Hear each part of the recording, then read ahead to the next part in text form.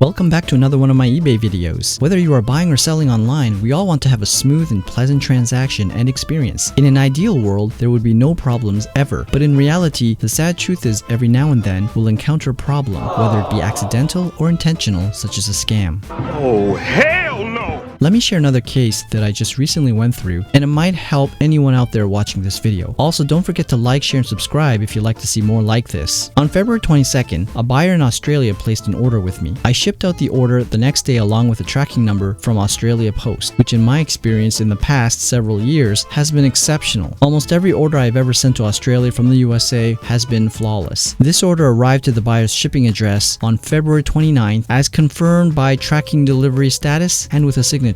It was really fast, delivered. It looked like a done sale after that. No complaints or any contact for months. But then I get this. The buyer opened a PayPal case on May 21st of 2020, saying they didn't make this purchase. It was an unauthorized transaction. So let's get this straight. The order gets delivered to the buyer on February 29th and they sign for it. And then almost 3 months later, they claim that it was an unauthorized transaction? Sounds fishy to me. You'd think the buyer would have known at any point in the last 3 months that their credit card had been charged $100, or that they had received an order to their door and didn't wonder where it came from. Also, the buyer had not sent a single message or question to me in eBay. Now, as you can see, PayPal says, since I provided tracking information, they would investigate and look into it. I've had unauthorized transaction cases before in the past, and each time PayPal would cover me with the seller protection program because I provided full tracking information that showing it was delivered. As long as you do that, you'll always win the case and be protected by PayPal seller protection, so your money is safe. The buyer will then have to deal directly with their financial institution as it is their issue, nothing to do with you, the seller, who did everything right and completed the delivery. But here's the catch. Australia Post only keeps the tracking number and information on the tracking website for 60 days. After 60 days, it is deleted. That means if you try to look up the tracking number, it will not be found and say that it doesn't exist or that there is no data. That's what happened here. PayPal Review tried to look up my tracking number, but of course since 60 days has passed, it's no longer found and they couldn't verify my tracking information. As a result, they told me that they had to take the money out of my account and debit it to the buyer. Also, an additional $20 for chargeback fee. This of course is wrong and not my fault. I explained to them that the information was correct and accurate at the time, but you wouldn't be able to find this information anymore because it has been deleted from the postal system's tracking website. So I had to contact Australia Post directly via email, and they sent me back a message confirming the records showed it was delivered on February 29th and even signed with a signature by the recipient. Then I passed this email along to PayPal for further review, and fortunately one of the customer representatives was able to get my appeal through and they returned the money back to my account, and the case is now closed for me. As for the buyer, he'll need to figure this out with his financial institution, unless of course he was actually trying to scam me, knowing that tracking info would be deleted after 60 days, and then he could open an unauthorized transaction. Knowing that PayPal wouldn't be able to find this tracking information after 60 days, he would get his money back and keep the item. Now, I can't verify if this was indeed what the buyer was trying to do, but it is a loophole that I have found and noticed and feel it's important to tell you guys out there watching this video. Be aware that some shipping services don't keep their tracking records up after 60 days and they may delete it. If you also get an open case on eBay or PayPal after 60 days, it's going to be problematic for you to prove your tracking information was real and legit because they may not be able to find it when they check. That's why it's a good idea to get a screenshot of the tracking information details showing that it was indeed confirmed and delivered successfully. It's also good to contact the shipping service you used to send you a confirmation email that their records show it was also successfully delivered and signed if it required signature. If you have any questions, feel free to ask in the comment section down below. I'll do my best to answer each one of your questions. And if you found this video helpful, I hope you can give a like, share, and subscribe, as it can really help this video out to get to more people. So until next time.